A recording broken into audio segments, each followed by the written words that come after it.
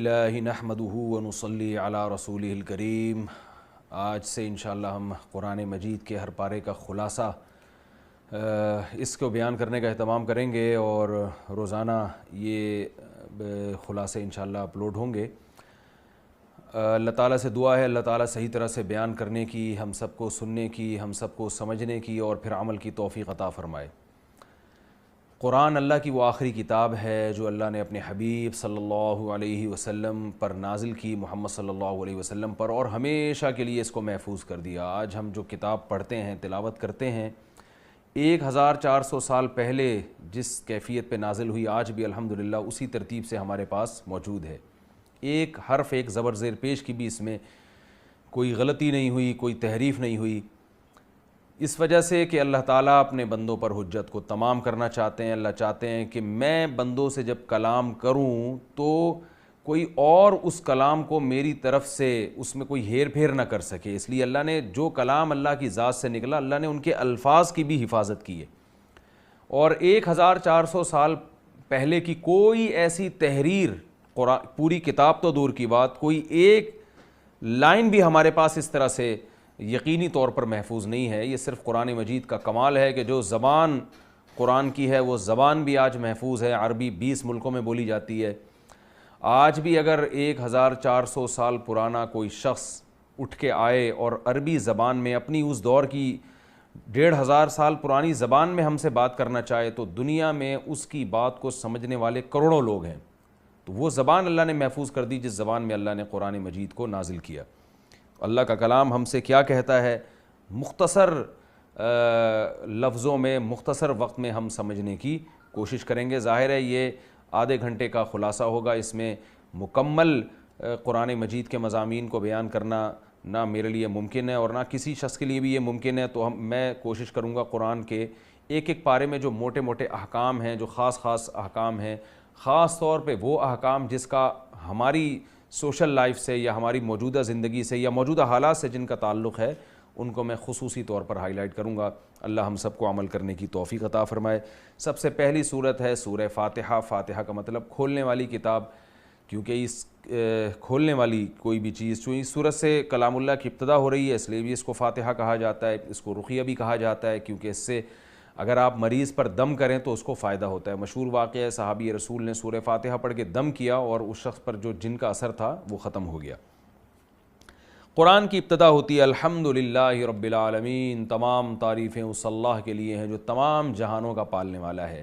آپ کو پتہ ہے جب بھی کوئی کتاب شروع ہوتی ہے تو سب سے پہلے مصنف کا انٹروڈکشن ہوتا ہے، مصنف کا تعارف ہوتا ہے۔ قرآن مجید اللہ کا کلام ہے تو اللہ سب سے پہلے اپنا تعارف کروا رہا ہے۔ الحمد، تمام تعریفیں اللہ کے لیے ہیں۔ فرمایا کہ تعریف کی کوئی بھی چیز ہے تو وہ جس ذات میں ہے اسی کو اللہ کہا جاتا ہے۔ الرحمن الرحیم، بڑا مہربان، نہایت رحم کرنے والا، یہ بھی اللہ تعالیٰ کی ایک صفت ہے، اور اسلام کے دین فطرت ہونے کی دلیل ہے کہ اللہ تعالیٰ نے اپنی جو رحمت والی صفات ہیں ان کو زیادہ نمایاں کیا ہے۔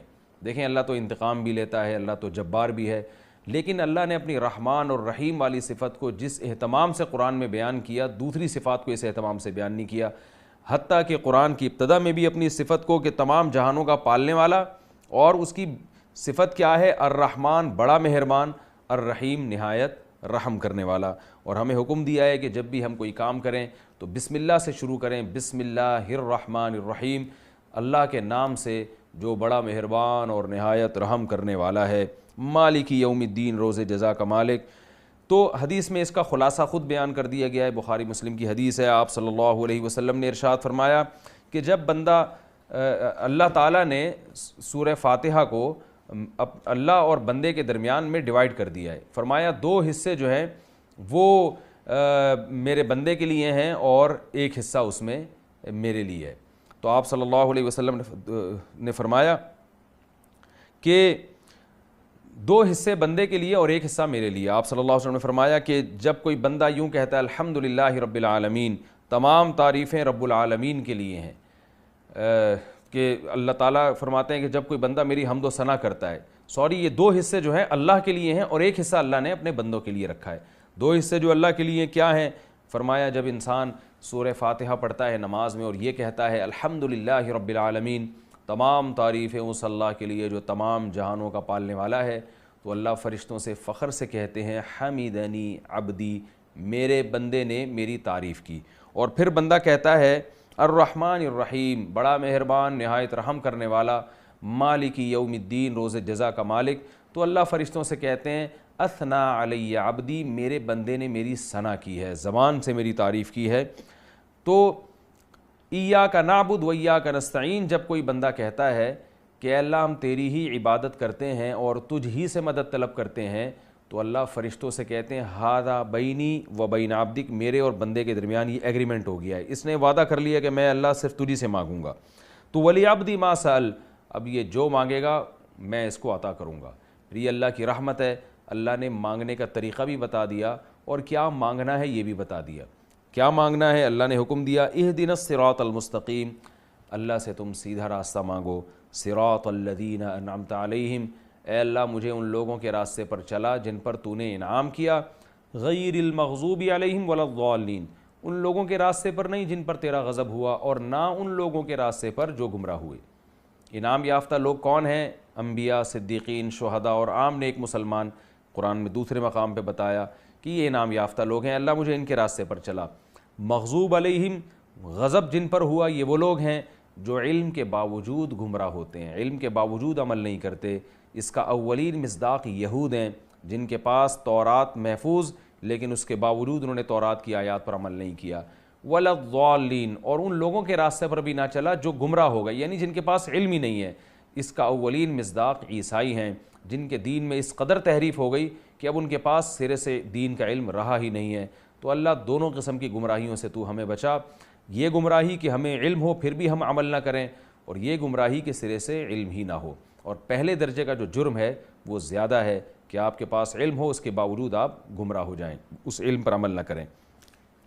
تو سورہ فاتحہ میں اللہ تعالیٰ نے جو اہم چیز ہے، ایک تو اللہ کی حمد و ثنا، قابل تعریف صرف اللہ کی ذات ہے، اور اس کا جو مین مضمون ہے وہ ہے ایاک نعبد و ایاک نستعین۔ یہ چیز اسلام کو دوسرے مذاہب سے ممتاز کرتی ہے کہ اسلام میں عبادت صرف اللہ کی ہوگی، غلامی صرف اللہ کی ہوگی۔ آپ اگر کسی اور کی اطاعت کرتے ہیں تو وہ بھی اللہ کی اطاعت کے بعد ہے۔ لا طاعۃ لمخلوق فی معصیۃ الخالق، نبی نے ارشاد فرمایا کہ مخلوق کی نافرمانی میں خالق کی اطاعت مخلوق کی اطاعت، خالق کی نافرمانی میں مخلوق کی اطاعت اور فرمانبرداری جائز نہیں ہے۔ تو ایاک نعبد، اے اللہ ہم صرف تیری ہی عبادت کرتے ہیں، و ایاک نستعین، صرف تجھ ہی سے مدد طلب کرتے ہیں۔ یہ ایگریمنٹ کرنے کے بعد دیکھیے اس میں ایک اہم بات کیا ہے، اللہ نے ایگریمنٹ کا بھی حکم دیا کہ ایگریمنٹ میں یہ چیز بھی شامل کی گئی ہے، عبادت کے ساتھ استعانہ، یعنی مدد بھی صرف اللہ سے مانگی جائے گی۔ تو صرف اور صرف اللہ سے مدد مانگی جائے گی تو مسلمان توحید پرست ہوتا ہے، مسلمان مشرک نہیں ہوتا۔ سورہ فاتحہ میں یہ ایگریمنٹ کروایا گیا ہے کہ باقی سب کچھ اس کے بعد ہے۔ یہ ایگریمنٹ جب تک نہیں کرتے نا کہ اللہ صرف تیری عبادت اور صرف تجھی سے مدد، صرف یا اللہ مدد ہے اسلام میں، اس کے علاوہ کوئی نہیں ہے، کوئی نعرہ قابل قبول نہیں ہے۔ تو صرف اللہ سے مدد مانگی جائے گی، اس کے بعد پھر آپ کی نیکی پر آپ کو اجر بھی ملے گا، آپ کی دعائیں بھی قبول ہوں گی، اور جو دعا آپ آگے چل کے مانگ رہے ہیں کہ اللہ انعام یافتہ لوگوں کے راستے پر چلا، تو وہ بھی اسی وقت قبول ہوگا۔ تو یہ چونکہ قرآن میں توحید کے مضمون کو بہت اہمیت سے بیان کیا گیا ہے، تو اسی لیے اللہ نے توحید کے بارے میں پہلے ہی ہم سے ایگریمنٹ لے لیا، اور پھر ہمیں دعا مانگنے کا حکم دیا کہ اللہ صراط مستقیم پر چلا، کیونکہ آگے جو پورا قرآن ہے نا وہ صراط مستقیم ہے، وہ آپ کو بتائے گا کہ کیا کرنا ہے کیا نہیں کرنا، کون سی چیزیں جائز ہیں، کون سا ٹریک صحیح ہے اور کون سا غلط ٹریک ہے۔ کہ نماز چھوڑنے والا ٹریک وہ غلط ٹریک ہے، نماز پڑھنے والا ٹریک صحیح ہے۔ آخرت پہ جو ایمان نہیں رکھتے وہ غلط ٹریک پہ چل رہے ہیں، جو آخرت پہ ایمان رکھتے ہیں وہ صحیح ٹریک پہ چل رہے ہیں، جو اپنے مال کی زکوٰۃ دیتے ہیں وہ صحیح ٹریک پہ چل رہے ہیں، جو مال کی زکوٰۃ نہیں دیتے وہ غلط ٹریک پہ چل رہے ہیں۔ تو پورا قرآن آپ کو صحیح اور غلط ہی کو ڈیفائن کرتا رہے گا، الحمد سے لے کے والناس تک۔ تو اس لیے اللہ نے پہلے ہم سے دعا کروا لی کہ تم اللہ سے پہلے دعا مانگو، اللہ انعام یافتہ لوگوں کا راستہ چاہیے، اور انعام یافتہ لوگوں کے حالات بھی اس قرآن میں آتے رہیں گے۔ موسیٰ علیہ السلام، آدم علیہ السلام، اسماعیل علیہ السلام، ابراہیم علیہ السلام، یہ سارے انعام یافتہ لوگ کہ دیکھو یہ کیسے اعمال اختیار کرتے تھے، تو تم نے بھی انہی کو فالو کرنا ہے۔ اور اس میں یہود و نصارہ کے واقعات بھی آئیں گے کہ جن کو آسمانی کتابیں ملیں، انہوں نے قدر نہیں کی اور وہ تباہ و برباد ہو گئے۔ تو اللہ بتا رہے ہیں کہ یہ آسمانی کتاب تمہیں ملی ہے، تم قدر کرو اور اللہ سے پہلے دعا مانگ لو کہ اللہ ہمیں یہود و نصارہ کے راستے پہ نہ چلانا۔ یہ سورہ فاتحہ کا خلاصہ ہے۔ تو یہ سورہ بقرہ شروع ہو رہی ہے پہلے پارے میں۔ اس کے ابتدا میں اللہ نے اہل ایمان کی کچھ صفات بیان کی ہیں کہ جنت میں کون لوگ جائیں گے اور اس کتاب سے ہدایت کس کو ملے گی۔ ہر ایک کو ہدایت نہیں ملے گی۔ یہ کتاب ابو جہل نے بھی پڑھی، ابو لہب نے بھی پڑھی اور مشرکین کے بڑے بڑے سردار نے پڑھی، ان کو اس کتاب سے ہدایت نہیں ملی۔ تو اللہ فرماتے ہیں اگر تم اس سے ہدایت حاصل کرنا چاہتے ہو، ھدی للمتقین، تو متقین کو اس سے ہدایت ملے گی، یعنی جو متقی بننا چاہتے ہیں۔ ایک اصطلاح استعمال ہوتی ہے کہ کبھی فعل بول کر ارادہ فعل مراد ہوتا ہے، یعنی تم یہ چاہتے ہو کہ تمہیں ہدایت مل جائے، تو جو چاہتے ہیں ان کو ملے گی۔ جو ہٹ دھرم ہیں، ضدی ہیں اور وہ چاہتے ہی نہیں ہیں کہ ہمیں سیدھا راستہ ملے، ان کو ہدایت اس سے نہیں ملے گی۔ تو اس میں اللہ نے اپنی نیتوں کو درست کرنے کا ہمیں کہہ دیا کہ جب تم قرآن مجید کی تلاوت کی ابتدا کرو تو یہ نیت کر لو کہ ہمیں جو سیدھا راستہ اس میں ملے گا ہم اس کو فالو کریں گے۔ پھر اللہ نے بتایا کہ جن کو ہدایت مل جاتی ہے ان کے علامتیں کیا ہوتی ہیں۔ یؤمنون بالغیب، آخرت پر ایمان رکھتے ہیں وہ، اور نماز قائم کرتے ہیں، اور مما رزقناہم ینفقون۔ یہ دو صفات پورے قرآن میں چلتی رہیں گی، نماز اور انفاق۔ اس سے پتہ چلتا ہے کہ وہ نمازی جو کنجوس ہو، وہ نمازی بھی اللہ کو پسند نہیں ہے، اور وہ سخی جو اللہ کی عبادت نہ کرتا ہو وہ بھی اللہ کو پسند نہیں ہے۔ آج لوگ غلو کرتے ہیں، اگر آپ عبادت میں ہیں تو مخلوق کا حق ادا نہیں کرتے، اور اگر آپ مخلوق کی خدمت میں لگے ہوئے ہیں تو بس اسی کو لوگ کافی سمجھتے ہیں کہ دیکھو فلاں اتنا اچھا ہے، وہ اتنے غریبوں کو کھانا کھلاتا ہے، چاہے وہ ایک وقت کی نماز نہ پڑھتا ہو۔ تو اللہ نے اس میں ہمیں اعتدال کا حکم دیا کہ اللہ کا حق بھی ادا کرنا ہے۔ جو یقیمون الصلاۃ سے پتہ چلتا ہے، وَمِمَّا رَزَقْنَاهُمْ يُنْفِقُونَ، اس سے پتہ چلتا ہے کہ اللہ کی مخلوق کا بھی خیال کرنا ہے، اپنے مال میں، اپنی صلاحیتوں میں غرباء اور مساکین کے ساتھ بھی تم نے تعاون کرنا ہے۔ پھر اسی کے سورت کے شروع میں، اسی پارے کی ابتدا میں اللہ تعالیٰ نے تین قسم کے لوگوں کو تین حصوں میں ڈیوائیڈ کیا ہے۔ ایک تو پکے مومن ہوتے ہیں، ایک پکے کافر ہوتے ہیں، اور کچھ بیچ کے لوگ بھی ہوتے ہیں ہر معاشرے میں کہ جو جہاں ان کو مفاد نظر آتے ہیں وہ ادھر کو لڑک جاتے ہیں۔ آپ دیکھ لیں ہمارے ہاں بعض سیکولر لوگ ایسے ہیں کہ جہاں ان کو مذہب میں کوئی دنیاوی فائدہ نظر آتا ہے تو مذہب کی طرف چلے جاتے ہیں، اور جہاں ان کو مذہب میں اپنا نقصان نظر آتا ہے تو مذہب کو برا بھلا کہنا شروع کر دیتے ہیں۔ تو یہ ہر دور میں ایسے لوگ رہتے ہیں۔ تو اللہ نے ایسے لوگوں کو بہت سخت وعید سنائی، فرمایا جو ایمان والے ہیں ان کے لیے خوشخبریاں ہیں، بشارتیں ہیں، جو کافر ہیں ان کے لیے جہنم کی آگ ہے، اور جو منافق ہیں، جو مذہب کو صرف اپنے مفاد کے لیے استعمال کرتے ہیں، دل میں ان کے ایمان نہیں ہے، تو اللہ نے ان کے لیے بہت دردناک عذاب، وَلَهُمْ عَذَابٌ أَلِيمٌ بِمَا كَانُوا يَكْذِبُونَ، فرمایا ان کے لیے دردناک عذاب ہے اس لیے کہ یہ جھوٹ بولتے ہیں، یہ مومن ہے نہیں، یہ صرف مفاد میں اسلام کو فالو کرتے ہیں۔ پھر اللہ نے اس صورت میں حکم دیا، یا ایھا الناس اعبدوا ربکم، اے لوگو اپنے رب کی عبادت کرو۔ یہ اسلام کا ایک امتیازی حکم ہے جو آپ کو دیگر مذاہب سے جدا کرتا ہے کہ اے لوگو تم نے اپنے پیدا کرنے والے کی عبادت کرنی ہے، جس نے ہمیں پیدا کیا۔ اسی میں اللہ نے معبود کا انٹروڈکشن بھی کروا دیا کہ وہ معبود وہ ہے جس نے تمہیں پیدا کیا، تو ظاہر ہے جس نے پیدا کیا ہو اس کی عبادت تو ضرور کرنی چاہیے۔ اور کیسے خلقکم والذین من قبلکم، تمہیں بھی بنایا اور تم سے پہلے لوگوں کو بھی بنایا۔ اور اللہ نے حکم دیا فلا تجعلوا للہ اندادا، اس اللہ کے ساتھ کسی اور کو شریک مت کرو۔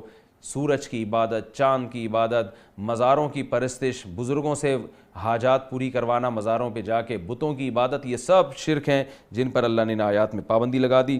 اور اللہ نے اس قرآن کے اللہ کے کلام ہونے کی دلیل بھی دی، فرمایا وَإِن كُنتُمْ فِي رَيْبٍ مِّمَّا نَزَّلْنَا عَلَىٰ عَبْدِنَا فَأْتُوا بِسُورَةٍ مِّن مِّثْلِهِ، یہ کلام جو تمہارے سامنے پڑھ کے سنایا جا رہا ہے یہ اللہ کا کلام ہے، اگر اس میں تمہیں شبہ ہے تو تم بھی اس جیسا کلام لے کر آؤ نا۔ 1400 سال گزر گئے، آج تک قرآن کے آلٹرنیٹ اس جیسی کوئی دوسری کتاب نہیں لا سکا، کوئی ایسی کتاب لا ہی نہیں جا سکی جس کی نسبت اللہ کی طرف کی جائے اور لوگوں میں اس کو وہ پنپ سکے وہ کتاب۔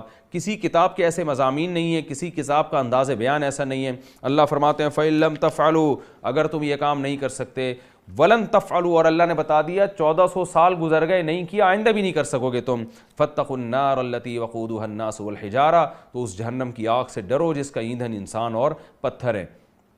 تو اس میں اللہ نے بتا دیا کہ پھر اس کتاب کے احکام کو تمہیں فالو کرنا پڑے گا، ورنہ وہ آگ تمہارے لیے تیار ہے جس کا ایندھن اللہ نے انسانوں کو اور پتھروں کو بنایا۔ اللہ ہمیں اس سے محفوظ فرمائے۔ قرآن کی عادت ہے جہاں اللہ نافرمانوں کو عذاب کی دھمکیاں دیتے ہیں، وہیں قرآن کے احکام کو فالو کرنے والوں کو جنت کی خوشخبریاں بھی سنائی جاتی ہیں۔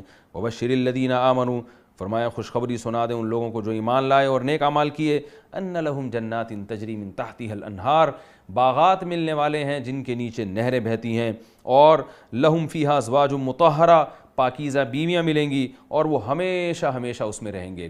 جنت کی دو صفات کو اللہ بہت زیادہ نمایاں کرتے ہیں، ایک اس کے نیچے نہریں بہتی ہیں، کیونکہ جو نیچرل بیوٹی ہے جس سے انسان ہمیشہ سے دل بہلاتا رہا ہے، وہ باغات ہیں جن کے نیچے چشمے اور نہریں بہتی ہیں۔ آپ کو پتہ ہے آج بھی لوگ آؤٹنگ کے لیے جب نکلتے ہیں ایسی جگہ تلاش کرتے ہیں جہاں گرینری ہو، باغات ہوں اور چشمے ہوں، پانی کے نہریں ہوں، آبشاریں ہوں۔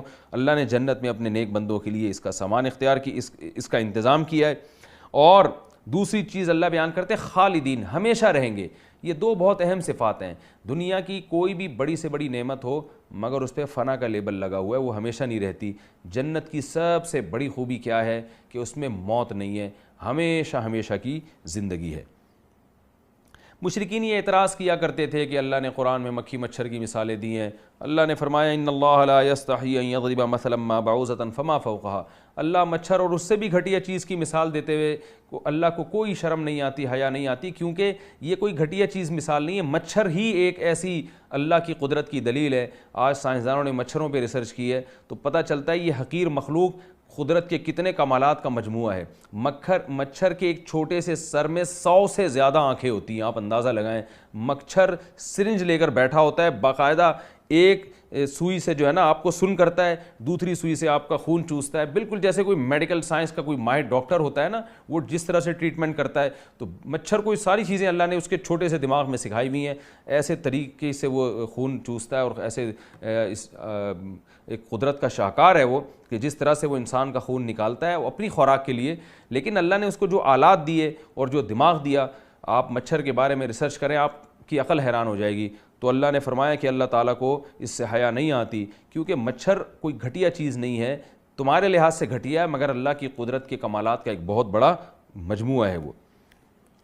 پھر اللہ نے اس صورت میں انسان کی ابتدا کا بھی تذکرہ کیا ہے کہ تم اپنی ہسٹری سے واقف نہیں ہو، انسان کیسے دنیا میں آیا، یہ ایک ایسا سوال ہے جو ہمیشہ سے ہر دور میں کیا جاتا رہا ہے، اور سائنسدان اس بارے میں مختلف نظریات رکھتے رہے ہیں۔ ڈارون نے کہا یوں ہوا تھا، یوں ہوا تھا، پھر بندر بنا تھا، پھر انسان بنا، تو مختلف لوگ اپنی رائے قائم کر رہے ہیں۔ ظاہر ہے یہ انسان بتا نہیں سکتا، کیونکہ جب انسان دنیا میں آیا تو ہسٹری تو بہت بعد میں لکھی گئی ہے، اس وقت انسان کو ہوش نہیں تھا اور وہ ہسٹری سے واقف نہیں تھا۔ تو اللہ نے ہمیں ہماری ہسٹری بتائی ہے۔ وَإِذْ قَالَ رَبُّكَ لِلْمَلَائِكَةِ إِنِّي جَاعِلٌ فِي الْأَرْضِ خَلِيفَةً، اللہ نے جب ارادہ کیا انسان کو پیدا کرنے کا تو فرشتوں کے سامنے اس بات کو رکھا۔ فرشتوں نے کہا یہ خون بہائے گا، اللہ نے فرمایا کہ نہیں، اس کے اندر علم کی صلاحیت ہے۔ علم آدم الاسماء کلھا، آدم علیہ السلام کو چیزوں کے نام اور خواص بتائے گئے، اور فرشتوں سے کہا تم بتاؤ، فرشتے عاجز آ گئے۔ اللہ نے فرمایا میں نہیں کہتا تھا کہ میں اس انسان کے بارے میں وہ کچھ جانتا ہوں جو تم نہیں جانتے۔ تو یہ ایک علم کی جو انسان کے اندر اللہ نے صلاحیت رکھی ہے، اس صلاحیت کی وجہ سے انسان کو فضیلت دی گئی ہے۔ علم چاہے دین کا ہو یا دنیا کا ہو، اس کی اسلام میں بہت بڑی فضیلت ہے۔ آج انتہائی افسوس کے ساتھ یہ بات کہنی پڑتی ہے کہ مسلمان جب تک قرآن کی تعلیمات پر تھے، ہمارے اسلاف تھے، ان کے پاس دین کا علم بھی تھا اور دنیا کا علم بھی تھا۔ ہمارے سائنٹسٹ تھے جن سے یورپ نے فائدہ اٹھایا اور گوروں نے فائدہ اٹھایا، ہماری سائنسی تحقیقات تھی جن سے لوگوں نے فائدہ اٹھایا، مگر آج ہم ان تمام چیزوں میں پیچھے رہ گئے ہیں۔ تو ضرورت اس بات کی ہے کہ ہم دونوں علوم کو فوکس کریں، دنیا کا علم بھی حاصل کریں اور دین کا علم بھی حاصل کریں۔ اللہ نے ہمیں امام بنایا ہے، تو امام بننے کے لیے ضروری ہے کہ دونوں کیونکہ حکومت آپ نے زمین پہ کرنی ہے، تو اس زمین پر حکومت کے لیے اس زمین کا علم آپ کے پاس ہونا ضروری ہے، وہ علم جو اس زمین میں رہنے کے لیے ضروری ہے، جو اس زمین کو مسخر کرنے کے لیے ضروری ہے۔ تو دین کا علم آپ کو بتائے گا کہ آپ اللہ کے محبوب کیسے بنیں گے، اور دین کا علم ہی آپ کو یہ بھی بتاتا ہے کہ دنیا کی اہمیت، دنیا کے علم کی اہمیت کیا ہے، اور زمین پر آپ کی خلافت اور حکومت کیسے قائم ہوگی، زمین کی باغ ڈور آپ کے ہاتھ میں کیسے آئے گی۔ کیونکہ آدم علیہ السلام کو اللہ نے خلیفہ سے تعبیر کیا ہے کہ میں زمین میں خلیفہ پیدا کر رہا ہوں. خلیفہ کہتے ہیں نائب, جو اللہ کا نظام زمین پہ نافذ کرے. تو خلافت کے لیے وہ جو ہے یہ ذہن میں رکھیے کہ دین کے علم کے ساتھ ساتھ دنیا کا علم بھی ضروری ہے. ہم پیغمبروں کی تاریخ اٹھا کے دیکھتے ہیں, اللہ نے داؤد علیہ السلام کو زمین پر خلافت دی تو دین کے علم کے ساتھ اللہ نے دنیا کا علم بھی دیا. لوہے کو آپ کے ہاتھ میں اللہ نے نرم کر دیا, جس سے آپ زرہیں بنایا کرتے تھے. قوت فیصلہ عطا کی اللہ تعالیٰ نے آپ کو. آدم علیہ السلام سے خطا ہوئی جس کی وجہ سے آپ کو جنت سے نکالا گیا, شیطان نے ورغلایا. تو اس میں ہمیں یہ بتایا گیا کہ شیطان نے توبہ نہیں کی, غلطی دونوں سے ہوئی, آدم سے بھی اور شیطان سے بھی. شیطان اڑ گیا تو آج تک اڑا ہوا ہے, جہنم کا ایندھن بنے گا. اور آدم علیہ السلام نے توبہ کی, اللہ کے دوبارہ محبوب بن گئے. تو اللہ نے ان آیات میں ہمیں بتا دیا کہ دیکھو غلطی تم سے ہو سکتی ہے مگر رجوع کر لینا, شیطان کی طرح تکبر نہ کرنا. انہی آیات میں اللہ تعالیٰ نے ہم سے پہلے امتوں کا بھی تذکرہ کیا ہے, جن میں یہود کا خاص طور پہ تذکرہ ہے کہ ان لوگوں نے کیا کیا کوتاہیاں کی. اور ہمیں ضمناً بتایا جا رہا ہے کہ ان کو اللہ کا کلام ملا مگر انہوں نے اس پر عمل نہیں کیا اور اپنے پیغمبر کے احکام کی حکم عدولی کی. تو تم بھی ایسا نہ کرنا, تم محمد صلی اللہ علیہ وسلم کو فالو کرنا, تم قرآن کو فالو کرنا, ورنہ تمہارا انجام بھی وہی ہو سکتا ہے جو یہود کا انجام ہوا. تو اللہ نے اہل یہود کو, جن کو بنی اسرائیل کہا جاتا ہے, خطاب کیا کہ یا بنی اسرائیل اذکروا نعمتی التی انعمت علیکم, اے بنی اسرائیل, اے یہود, یاد کرو ان نعمتوں کو جو ہم نے تمہیں دی ہیں. تو اللہ نے پہلے یہودیوں کو بہت نعمتیں دیں اور ان کو زمین کی باغ ڈور ان کے ہاتھ میں دی, خلافت دی. تو اللہ نے فرمایا کہ ان سے ہم نے کہا تھا لا تلبسوا الحق بالباطل, حق اور باطل کو خلط ملط کر دیا کرتے تھے. یہ یہود کی ایک بری خصلت تھی. اور اللہ نے ان کو حکم دیا تھا لا تشتروا بآیاتی ثمنا قلیلا. ان میں خرابی کیا تھی, دین کو چند ٹکوں کے بدلے میں بیچتے تھے.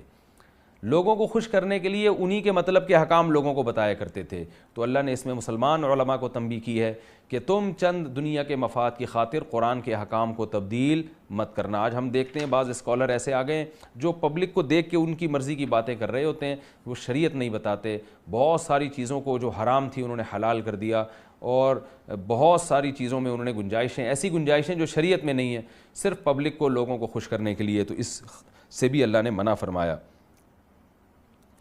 پھر اللہ نے یہودیوں پر جو انعامات ہوئے تھے ان کا تذکرہ کیا ہے کہ ہم نے کیسے تمہیں فرعون سے نجات دی, اور موسیٰ علیہ السلام کو ہم نے کیسے تورات عطا کی, 40 دن ان سے وعدہ کیا ہم نے, اور تم نے کیسی نالائقی کی. موسیٰ علیہ السلام تورات لینے کے لیے گئے ہیں, اللہ سے ہم کلام ہونے کے لیے گئے ہیں, اور تم نے بچڑے کی عبادت کرنا شروع کر دی. پھر اللہ نے تمہاری توبہ قبول کر کے تمہیں معاف کیا. تم پر من اور سلوہ کو اللہ نے آسمان سے نازل کیا, اور اللہ نے تمہیں حکم دیا تھا ایک بستی میں داخل ہو سر جھکا کے اور حتتن کہنا کہ اللہ ہمارے گناہوں کو معاف کر دے. تم نے کیا کیا, لالچ میں آ کے حنطہ کہنا شروع کر دیا. گندم چاہیے, روٹی چاہیے, مغفرت کی فکر نہیں تھی, پیٹ کی تمہیں زیادہ فکر لگ گئی. آج بھی ہمارے ہاں لبرل لوگ ملک کی معاشی ترقی کی بات تو کرتے ہیں کہ بھائی پیٹ بھرا ہوا ہونا چاہیے, پیٹ بھرا ہوا ہونا چاہیے. اسلام کی بات کرنا لوگوں نے چھوڑ دی ہے. پاکستان پیٹ بھرنے کے لیے نہیں بنا تھا, پاکستان اسلام کے لیے بنا تھا. پیٹ بھرنا بھی ہماری مجبوری ہے, ضرورت ہے, معاشی ترقی بھی ہماری ضرورت ہے, لیکن اسلام اور اللہ کو خوش کرنا یہ ہماری پہلی ضرورت ہے. تو یہود والی خصلت ہمارے اندر نہیں ہونی چاہیے کہ ان سے کہا جا رہا ہے کہ توبہ استغفار کرو, تو وہ توند کی فکر اور پیٹ کی فکر میں پہلے لگ گئے اور توبہ استغفار کی فکر انہوں نے چھوڑ دی. تو اگر ہمارے اندر یہ ہوگا تو ہم میں اور غیر مسلموں میں پھر کوئی فرق باقی نہیں رہے گا. اللہ نے بنی اسرائیل پر جو نعمتیں ذکر کیں, ان نعمتوں میں چشمے پھوٹنا, پانی کی کمی ہوئی تو موسیٰ علیہ السلام نے پتھر مارا ہے, پتھر پہ لاٹھی ماری تو 12 چشمے پھوٹ گئے. پھر موسیٰ علیہ السلام نے بنی اسرائیل کو حکم دیا کہ گائے ذبح کریں. اس میں وہ لیت و لال سے کام لینے لگے کہ گائے کا رنگ کیسا ہونا چاہیے. جو بہت زیادہ سوالات پوچھتے ہیں ان کا مقصد بسا اوقات یہ بھی ہوتا ہے کہ انہوں نے عمل نہیں کرنا ہوتا. تو آج بھی ہمارے معاشرے میں شریعت کے ایک حکم پہ بہت زیادہ لوگ نکتہ چینی کر رہے ہوتے ہیں, بہت زیادہ کراس کویشچن پوچھ کے نا, مقصد یہ ہوتا ہے کہ ہم نے اس پر عمل نہیں کرنا. تو اس طرح کے سوالات جس میں آپ کی نیت عمل سے جان چھڑانا ہو, یہ بھی یہود کی ایک خصلت ہے جس سے اللہ تعالیٰ نے ہمیں منع کیا ہے. اللہ تعالیٰ نے ان آیات میں بتایا کہ ہم نے بنی اسرائیل سے کچھ مضبوط ایگریمنٹ کیے تھے جس پر انہوں نے عمل نہیں کیا. تو ایگریمنٹ اللہ ہم سے بھی کر رہے ہیں, وہ بہت اہم آیت ہے. اس میں اللہ نے فرمایا وَإِذْ أَخَذْنَا مِيثَاقَ بَنِي إِسْرَائِيلَ, ہم نے بنی اسرائیل سے ایگریمنٹ کیا تھا لا تعبدون الا اللہ, اللہ کے سوا کسی کی عبادت نہیں ہوگی. آج دیکھیں مسلمانوں میں بھی غیروں کی عبادت شروع ہو گئی ہے، غیروں کو پکارنا شروع ہو گئے ہیں۔ پھر اللہ نے ان سے ایگریمنٹ کیا تھا وَبِالْوَالِدَيْنِ احسانًا، والدین کے ساتھ اچھا سلوک۔ آج اس امت میں بھی یہی برائی پھیل گئی ہے، والدین کے ساتھ اچھا سلوک ختم۔ میں تو دیکھتا ہوں گھروں میں باپ کا اگر احترام ہے تو اس باپ کا احترام ہے جو اپنے بیٹوں سے احترام سے بات کرتا ہے، یعنی باپ پہلے رسپیکٹ کرے گا اولاد کی، پھر اولاد ابا کو عزت دے گی۔ تو الٹا معاملہ ہو رہا ہے، وہی حدیث جس میں آپ صلی اللہ علیہ وسلم نے فرمایا ان تلد الامۃ ربتہا، باندی اپنے آقا کو جنے گی، یعنی الٹا کام شروع ہو جائے گا۔ آج باپ کا ایٹیٹیوڈ اولاد کے ساتھ اچھا ہوتا ہے، اولاد کا باپ کے ساتھ صحیح نہیں ہوتا۔ یعنی میں تو لوگوں سے کہتا ہوں کہ اولاد جب ابا اور بیٹے ساتھ بیٹھے ہوتے ہیں نا، تو جو بیٹا ہے وہ باپ لگ رہا ہوتا ہے اور باپ بیٹا لگ رہا ہوتا ہے۔ باپ ڈر رہا ہوتا ہے کہ میں اپنے جوان بیٹے کے سامنے کوئی ایسی بات کر دوں جس پہ اس کو غصہ نہ آ جائے۔ تو یہ یہود کو اللہ نے حکم دیا تھا والدین کے ساتھ حسن سلوک کرو، انہوں نے اس حکم کی نافرمانی کی، تو ایسا نہ ہو کہ جو انجام یہود کا ہوا وہی اہل اسلام کا بھی ہو۔ والدین کا بہت بڑا حق بیان کیا، وذی القربیٰ والیتامیٰ، پھر اللہ نے رشتہ داروں کا حق بیان کیا ہے۔ اسلام میں نماز روزے کی طرح رشتہ داری کو جوڑنا فرض ہے۔ ہم غیر مسلموں کی طرح رشتہ داری کو بالکل اگنور کر دینا، جیسے ان کے یہاں نہ ابا کا پتہ چلتا ہے اور نہ بھائی اور سسٹر کا کوئی سسٹم ہے، بس فرینڈ ہوتے ہیں، گرل فرینڈ اور بوائے فرینڈ، یہ سسٹم چل رہا ہے۔ تو آج ہمارے معاشرے میں بھی یہ سسٹم آ رہا ہے، اللہ اس نظام کو نہیں مانتے۔ اللہ نے فرمایا سب سے پہلے والدین، پھر اس کے بعد قرابت دار۔ اسلام میں بھائی بہن، چچا، خالہ، پھپھی، ماموں، یہ رشتے بہت امپورٹنٹ ہیں، ان کو آپ کو ترجیح دینی پڑے گی۔ والیتامیٰ، یتیموں کے ساتھ اچھا سلوک کرنا پڑے گا۔ آج ہر جگہ ٹرسٹ بن رہے ہیں اور گورنمنٹ کی ذمہ داری ہے کمزوروں کو پالنا، بوڑھوں کے لیے بھی اولڈ ہوم بن رہے ہیں، گورنمنٹ پالے گی۔ یہ ذمہ داری اللہ نے گورنمنٹ کی نہیں رکھی ہیں۔ اسلام میں والدین کی ذمہ داری اولاد پر ہے، یتیم کی ذمہ داری اس کے قریبی رشتہ دار پر ہے۔ تو یتیموں کا خیال کرو، اللہ نے فرمایا مساکین کا خیال کرو۔ گورنمنٹ کی بھی ذمہ داری ہے جب پبلک اپنی ذمہ داری پوری نہ کر رہی ہو، بلکہ گورنمنٹ کی ذمہ داری ہے لوگوں کو اس پر لے کر آئے وہ کہ بوڑھے والدین پر اولاد خرچ کرے گی۔ ہمارے ہاں بھی فیملی سسٹم اسی طرح سے تباہ کیا جا رہا ہے جیسے گوروں کا تباہ ہوا، بالکل انہی کو ہم ہر چیز میں فالو کر رہے ہیں۔ تو اللہ نے فرمایا وَقُولُوا لِلنَّاسِ حُسْنًا، ہم نے بنی اسرائیل سے یہ ایگریمنٹ لیا تھا کہ لوگوں سے جب بات کرو گے تو اچھی بات کرو گے۔ آج آپ دیکھیں ہمارے اخلاق کہاں جا رہے ہیں۔ ہم دوسرے ملکوں میں سفر کرتے ہیں، گوروں کو ہم دیکھتے ہیں کہ وہ اگرچہ اوپر کے اخلاقی ہیں لیکن بہرحال ہیں تو صحیح، اوپر سے مسکرا کے بات کرتے ہیں، ہر بات سے پہلے تھینک یو کہیں گے، آخر میں تھینک یو کہیں گے، تھوڑا سا مسکرائیں گے۔ ہمارے ہاں ہر شخص ناک پہ مکھی بٹھا کے بیٹھا ہوا ہے اور ایسا لگتا ہے جیسے یہ کاٹنے کو دوڑے گا۔ میں مانتا ہوں کہ یہ ہمارے اخلاق اندرونی طور پر ان سے بہت اچھے ہیں، لیکن پھر بھی کچھ ظاہری اخلاق بھی ہیں جن کا اللہ نے ہمیں حکم دیا۔ قولوا للناس حسنا، فرمایا لوگوں سے جب بات کرو تو اچھے انداز میں بات کرو۔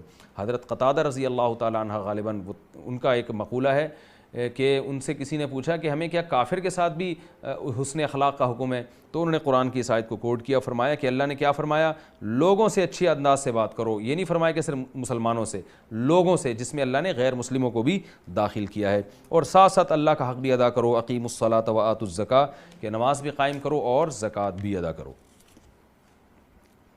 اسی میں اللہ تعالیٰ نے یہ بھی بتایا کہ بنی اسرائیل سے ہم نے یہ بھی ایگریمنٹ کیا تھا کہ اپنی قوم کے ساتھ بھی اچھا سلوک کرو گے۔ قوم پرستی اسلام میں جائز نہیں ہے، لیکن قوم کے ساتھ ظلم کرنا یہ دوسری قوموں کے ساتھ ظلم کرنے کی نسبت زیادہ برا ہے۔ تو بنی اسرائیل اپنی قوم کو پکڑوا دیا کرتے تھے اور جو ہے نا وَهُوَ مُحَرَّمٌ عَلَيْكُمْ إِخْرَاجُهُمْ، جلا وطنی حرام تھی، لیکن اپنی قوموں کو ہی اپنے ملکوں سے اپنی قوم کے افراد ہی کو نکال دیا کرتے تھے۔ اس عمل کو بھی اللہ نے ناجائز اور حرام قرار دیا۔ اللہ تعالیٰ نے اس پارے میں ابراہیم علیہ السلام کا بھی خصوصیت سے تذکرہ کیا ہے، کیونکہ جتنے بھی انبیاء کا سلسلہ چلا ہے وہ ابراہیم علیہ السلام ہی کی اولاد میں چلا ہے۔ ابراہیم علیہ السلام کے دنیا میں آنے کے بعد تو ان کو کن چیزوں کی وجہ سے نوازا گیا، اذ ابتلی ابراہیم ربہ بکلمات فاتمہن، فرمایا بہت ساری چیزوں میں ہم نے ابراہیم کو آزمایا، وہ تمام آزمائشوں میں پورا اترے، جس کی وجہ سے اللہ نے ان کو آزمایا۔ ان کی اولاد میں اللہ نے نبوت کو جاری کر دیا اور بیت اللہ کو ان سے تعمیر کروایا۔ تو بیت اللہ اسلام کا ایک مرکز ہے، اس کا بھی تعارف اللہ نے کروایا کہ ہم نے ابراہیم علیہ السلام کو حکم دیا طہرا بیتی للطائفین والعاکفین والرکع السجود، کہ اے ابراہیم اور اسماعیل میرے گھر کو پاک صاف رکھو تاکہ لوگ اس میں طواف کریں، اعتکاف کریں، رکوع اور سجدہ کریں۔ اس سے ہمیں پتہ چلتا ہے کہ اللہ کا جو گھر ہے اس کی صفائی کی اہمیت دوسرے گھروں سے زیادہ ہے۔ تو مسجدوں میں گندگی، آج دیکھیں مسجدوں میں بیت الخلاء ایسے بنے ہوئے ہیں، بالکل ان کے دروازے مسجد کی طرف کھل رہے ہوتے ہیں، ان میں صفائی کا اہتمام، ایئرپورٹ پہ آ کے واش روم آپ دیکھ لیں ان کے وہ کیسے صاف ستھرے ہوتے ہیں۔ مسجدوں کے واش روم کو ایئرپورٹ سے زیادہ صاف ہونا چاہیے، اور مسجدوں میں صفائی کا انتظام ایئرپورٹ سے زیادہ ہونا چاہیے، کیونکہ مسجدوں کی صفائی کا اللہ نے حکم دیا، اس کی فضیلت بیان کی، تو اس سے مساجد کے صفائی کا اہتمام کا بھی ہمیں اہمیت کا پتہ چلتا ہے، اور بیت اللہ کی اہمیت کا بھی کہ وہ بھی اللہ کا گھر ہے۔ اور اللہ نے مکہ کے لیے دعا، ابراہیم علیہ السلام نے مکہ کے لیے دعا مانگی تھی کہ اللہ اس شہر کو امن والا بنا۔ الحمدللہ آج تک مکہ امن والا ہے، ابراہیم علیہ السلام کی دعا کی قبولیت کے آثار ہمیں آج بھی نظر آ رہے ہیں۔ پھر اللہ نے بتایا وَمَن يَرْغَبُ عَن مِّلَّةِ إِبْرَاهِيمَ إِلَّا مَن سَفِیَ نَفْسَهُ، تمہیں ابراہیم علیہ السلام کے دین کو فالو کرنا پڑے گا جو توحید پرست تھے، اور توحید ہی پر ابراہیم علیہ السلام کی موت ہوئی، اور ابراہیم علیہ السلام کے اولاد یعقوب علیہ السلام، ان کے بیٹے اسحاق اور ان کے بیٹے یعقوب علیہ السلام جو ابراہیم علیہ السلام کے پوتے تھے، ان کی بھی موت توحید پر ہوئی ہے، اور موت کے وقت انہوں نے اپنے بچوں کو دین پر قائم رہنے کی وصیت کی۔ اس سے ہمیں پتہ چلتا ہے کہ نیک لوگوں کا یہ شیوا رہا ہے کہ وہ اپنی اولاد کی بھی دینی تربیت کی فکر رکھتے ہیں، حتیٰ کہ موت کے وقت بھی اگر انہیں کسی چیز کی سب سے زیادہ فکر ہوتی ہے تو یہ بھی فکر ہوتی ہے کہ میری اولاد دین پر چلے۔ آج موت کے وقت بھی لوگ جائیدادوں کی بات کر رہے ہوتے ہیں اور پیسوں کی بات کر رہے ہوتے ہیں، اس وقت بھی فکر نہیں ہوتی۔ تو زندگی میں بھی آپ کو اپنی اولاد کی فکر کرنی ہے، اور موت کے وقت بھی آپ کوشش کریں اپنی اولاد کو دین پر قائم رہنے کی وصیت کر کے جائیں۔ اللہ تعالیٰ سے دعا ہے جو کچھ ہم نے سنا اور پڑھا، اللہ ہمیں اس پر عمل کرنے کی توفیق عطا فرمائے۔ وما علینا الا البلاغ۔